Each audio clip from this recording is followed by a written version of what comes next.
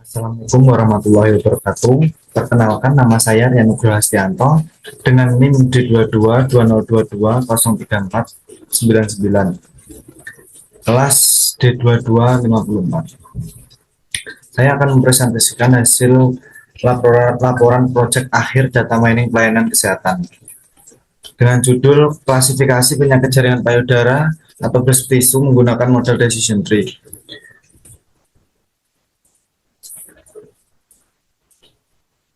Untuk penjelasan isi dataset, yaitu data yang digunakan dalam penyusunan tugas laporan ini adalah dataset mengenai pengukuran impedansi listrik pada sampel jaringan yang baru dipotong dari payudara. Dataset ini terdiri dari 107 baris dan 11 kolom. Terbagi dalam 6 kelas jaringan, yaitu karsinoma, fibroadenoma, mastopati, glandular, konektif, dan adipose.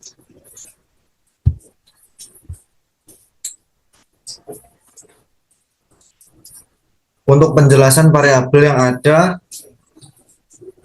dalam dataset ini terdapat 10 variabel dengan 1 variabel target kelas dan 9 variabel independen lainnya,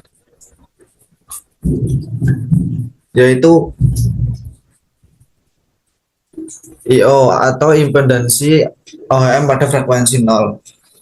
Nomor 2 PA 500, yaitu sudut fase pada 500 kHz. Yang ketiga HFS, kemiringan sudut fase frekuensi tinggi. Nomor 4 DA, yaitu jarak impedansi antara ujung spektral. Nomor 5 area, yaitu area di bawah spektrum. Nomor 6 up atau DA, yaitu area yang dinormalisasikan oleh DA. Nomor 7 max IP, yaitu spektrum maksimum. Nomor 8 DR, yaitu jarak antara 10 dan bagian nyata dari titik frekuensi maksimum. Nomor 9 P, yaitu panjang kurva spektrum.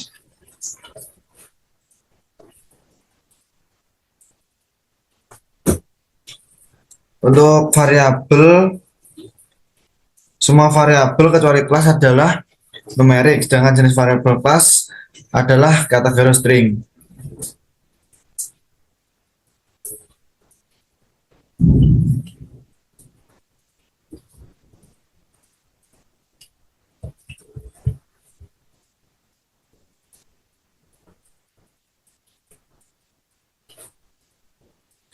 Untuk penjelasan variabel atau target, variabel target dalam dataset ini adalah kelas yang merupakan kategori dari jaringan berdasarkan pengukuran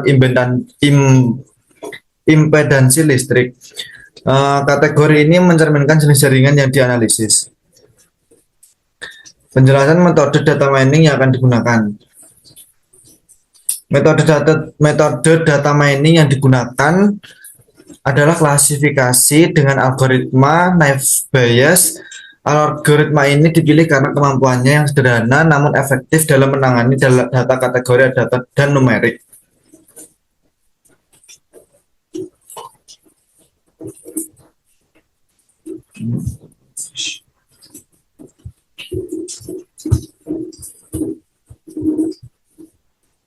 Untuk alasan penggunaan metode tersebut, yaitu penggunaan Naive Bayes memiliki beberapa tujuan dan manfaat, yaitu sederhana dan efektif. Yaitu algoritma ini mudah dipahami dan diimplementasikan. Yang kedua, kemampuan untuk menangani data kategori, yaitu cocok untuk dataset dengan variabel target kategori. Nomor 3, kecepatan dalam pelatihan model. Naive Bayes cepat dalam proses pelatihan dibandingkan algoritma lain.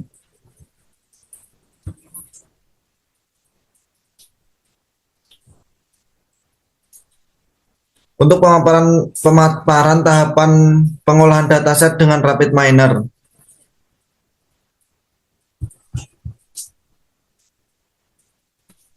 Yang pertama, membaca data red Excel, mengimport data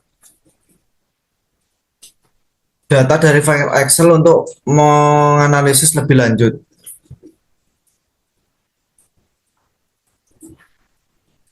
Oh, yang kedua statistik deskriptif, yaitu menganalisis statistik dasar untuk memahami distribusi data.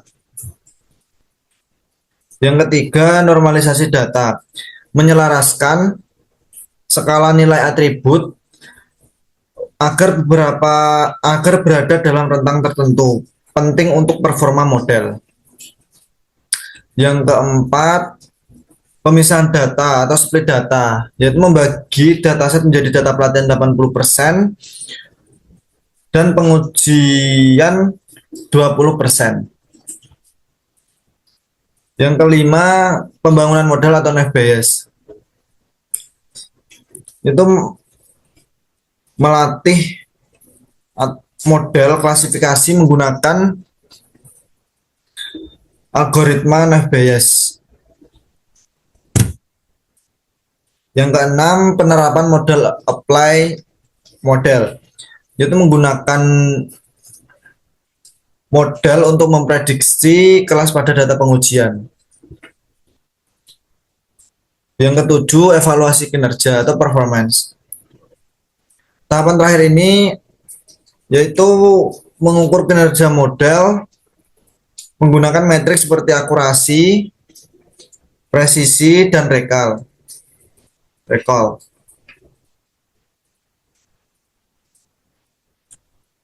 Untuk analisis hasilnya,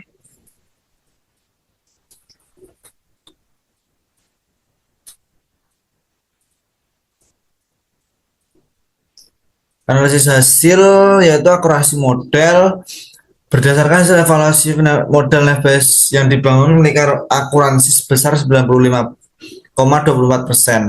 Hal ini menunjukkan bahwa model dapat memprediksi dengan tingkat ketepatan yang sangat baik. Untuk metrik kebingungannya, confusion metric. Metrik kebingungan memberikan gambaran detail tentang prediksi model terhadap setiap kelas.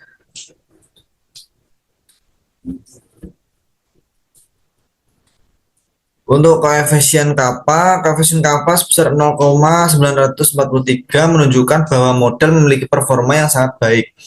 Jauh lebih baik daripada memprediksi acak. Nilai kappa mendekati 1 menunjukkan kesesuaian yang tinggi antara prediksi model dan data aktual.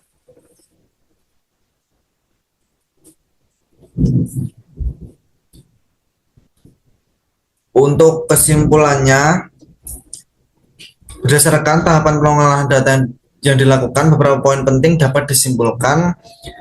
Keberhasilan model, itu model naive Bayes yang digunakan dalam penelitian ini mampu memberikan hasil prediksi yang sangat baik dengan akurasi mencapai 95,24%. Akurasi ini menunjukkan bahwa sebagian besar data uji dapat diklasifikasikan dengan benar. Yang kedua, efektivitas proses normalisasi, yaitu proses normalisasi yang dilakukan memastikan bahwa semua atribut memiliki skala yang seimbang, sehingga algoritma naive Bayes dapat bekerja secara optimal. Ini membuktikan bahwa processing data adalah langkah penting dalam memastikan performa model yang baik. Yang ketiga, pemisahan data yang proporsional. Dengan pembagian data sebesar 70% untuk pelatihan dan 30% untuk pengujian, model mendapatkan data yang cukup untuk belajar sekaligus data yang cukup untuk menguji performanya. Pemisahan ini membantu menghasilkan evaluasi yang representatif. Yang keempat, evaluasi matriks kebingungan. Matriks kebingungan menunjukkan bahwa model memiliki tingkat presisi yang tinggi untuk setiap kelas.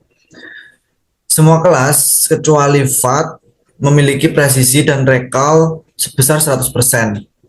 Kelas VAT memiliki presisi 75% yang menunjukkan masih ada ruang untuk peningkatan pada kelas tersebut.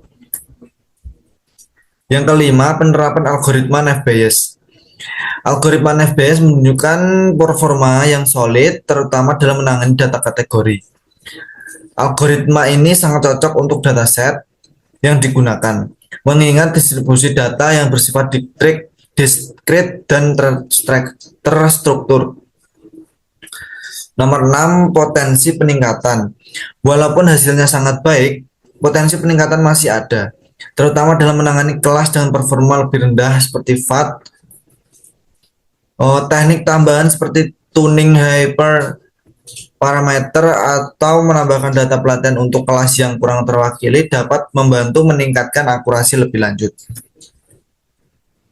Untuk secara keseluruhan, proses pengolahan data yang dilakukan dalam pelatihan ini menunjukkan keberhasilan yang signifikan. Setiap tahapan mulai dari prosesing hingga evaluasi model memberikan kontribusi penting dalam menghasilkan model prediksi yang akurat dan dapat diandalkan. Model yang dihasilkan dapat digunakan untuk berbagai keperluan prediksi di masa depan dengan tingkat kepercayaan yang tinggi. Ini penjelasan mengenai pemaparan tahapan pengolahan dataset dengan RapidMiner. Dan yang pertama, Red Excel. Fungsinya untuk mengimpor data dari file Excel untuk analisis lebih lanjut. Untuk yang statistik deskriptif, yaitu menganalisis statistik dasar untuk memahami distribusi data. Untuk normalisasi data, menyelaraskan skala nilai agar berada dalam rentang tertentu penting untuk performa model. Untuk split data atau pemisahan data, berfungsi untuk membagi dataset menjadi data pelatihan 80% dan pengujian 20%. Untuk pembangunan model atau naive Bayes, ya, berfungsi untuk melatih model klasifikasi menggunakan algoritma naive Bayes. Lalu untuk penerapan model atau apply model, ya, berfungsi untuk menggunakan model untuk memprediksi kelas pada data pengujian. Yang terakhir, evaluasi kinerja atau performance, mengukur kinerja model menggunakan metrik seperti akurasi, presisi, dan rekal. Untuk selanjutnya kita masuk ke performance, ke akurasi. Untuk akurasi ini menunjukkan table view-nya, yaitu akurasi modelnya 95,24%, menunjukkan tingkat ketepatan prediksi yang tinggi. Terus untuk metrik kebingungannya menunjukkan bahwa sebagian besar kelas diprediksi dengan baik meskipun ada kesalahan pada kelas FAT.